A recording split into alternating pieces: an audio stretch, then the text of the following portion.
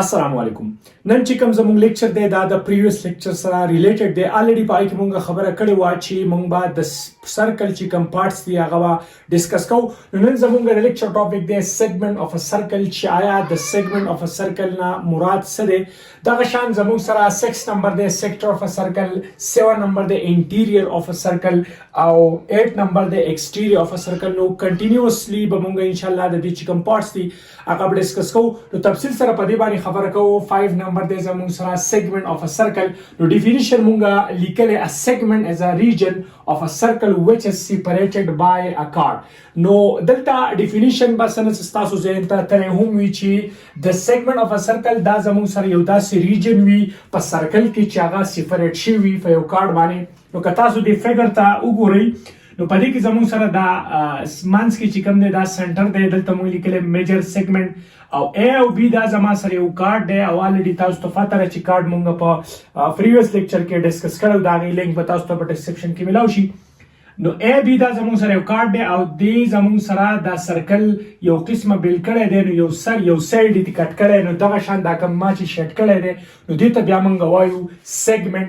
دا یو سیګمنټ دی چې په کارډ باندې څه شوی سیپریټ شوی دی. نو اوس دا کوم چې ما شټ کړی دی ته ماینر سیګمنټ وایي او دا کوم چې زمون سره لاندې پاتې کیږي د ته میجر سیګمنټ وای. نو دا زمون سره د دې هغه د شیپ په ترو باندې مونږ چې کوم دی هغه ډیسکس کو.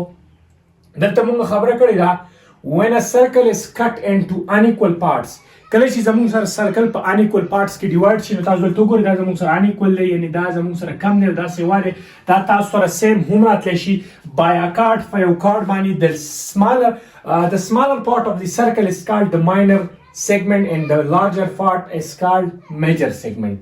کوم چې زموږ سره دا کم دی یعنی کم سایډ دی یعنی کم ته چې مونږه segment of a circle وایو دې ته مونږه minor segment وایو دې ته major segment. ولې دا unequal دي؟ نو که دا چېرته سیم راشي نو دواړه بیا دغې دواړو ته بیا مونږ وایو چې دا segment of a circle یعنی دواړه بیا به زموږ سره minor او major segment چې کوم دي هغه څه شي سیم شي. نو 6 نمبر دی sector of a circle. چې آیا د sector نه بیا دلته څه مراد دی په circle کې؟ نو ډیفینیشن دی if we join points A and B of the circle with center O, the circle is divided into two regions. Both are called sectors, minor sector and major sectors. definition کې موږ ته دا وایي چې کله زموږ سره 2 points دي، یو A بل B، 2 points دي هغه په سرکل کې موږ جاین کړو. تاسو دلته وګورئ فیګر کې موږ A او B یو بل سره جاین کړي سنټر A and B. نو په دې کې چې کم سپیس مونږ سره راشي کم ځای مونږ سره کور کې نه لاندې کم سپیس د کور کړي نو دې ته بیا مونږ وایو چې دا سیکټر اف ا سرکل دی. نو اوس که دا ما دلته شیټ کړی دا سیکټر دی او کوم چې ما نه دی شیټ کړی دا هم سیکټر دی. دواړو ته مونږ سیکټر ویلی شو، خو یو زموږ سره ماینر سیکټر شو او بل زموږ سره میجر سیکټر شو. دلته مونږ خبره کړې ده نو دواړو ته تاسو سیکټر ویلی شئ که هغه تا شیټ کړی وي یا بغیر شیډ وي یا ان شیډ وي یا شیډ وي.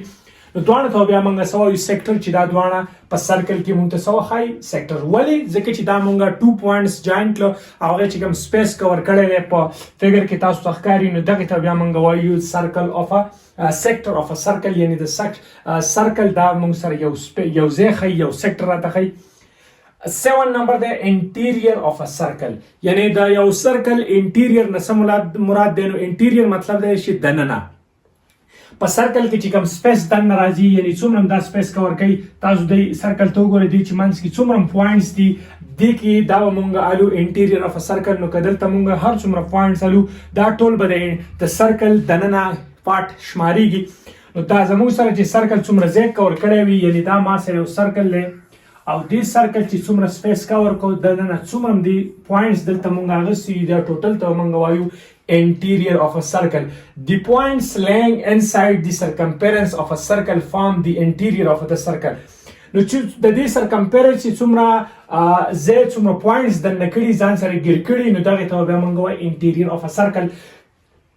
8 نمبر د ایکسټیریयर اف ا سرکل. نو څنګه چې دننه شو نو دغه شان بهر د سرکل نه چې بهر کم پوینټس رااله نو بهر چې خدای بلا پوینټسونه راتلی شي انفاینایټ. دلته موږ یو سپیس ونه جوړ کړی دی ریکټینګل شیپ کې. نو دا چې کوم سپیس دلته موږ ورکړی دی دا بیا موږ څه شمارو ایکسټیریयर اف ا سرکل. مثال په توګه دا ما سرکل اغوستی او د دې نه بهر تا څومره سپیس واغوستو دې ته بیا موږ وایو ایکسټیریयर. نو که دې څومره پوینټس کور کړي دا به موږ ټوټل شمارو ایکسټیریयर اف ا سرکل. یعنې سرکل نه بهر چې څومره راځي دا بیا موږ ایکسټیریयर کې شمارو. the points which lie outside the circle form the exterior of the circle. کوم پوینټ چې زموږ سره د سرکل نه بهر لای کیږي واقع کیږي نو دغه ته بیا موږ وایو ایکسټیریور اف سرکل. د دې نه ډیفرنٹ ټایپ ام سی کیوز راځي. د دې چې کوم انګلز دی هغه موږ ان شاء الله بیا ډیسکس کوو په روان لیکچر کې. به ګریجولی موږ هغه تفصیل سره په هغه باندې ډیسکشن کوو. ام سی کیوز به ان شاء الله په دې باندې کوو. امپورټنت لیکچر دی، د خپل مرګو سره ضرور شیر کړئ. دا زموږ نن لیکچر چې د سرکل فارټس موږ ان شاء الله کنټینیوس ډیسکس کوو. 4 موږ نن په لیکچر کې ډیسکس کړو. پریویس لیکچر مست وګورئ، تاسو هغه اول وګورئ نو د دې انډرسټاند کول به بیا تاسو لپاره ډیر زیات ایزی شي. دا غي لینک به تاسو ته په ډسکرپشن کې ملاوي شي. نو د خپل مرګو سره دا لیکچر ضرور شیر کړئ او د داسې مزید ویډیوګانو لپاره زموږ سره ضرور اوسئ. دا پیج فالو کړئ او خپل مرګو سره شیر کړئ. نو اجازه غواړم د نوي لیکچر لپاره د خدای په امان.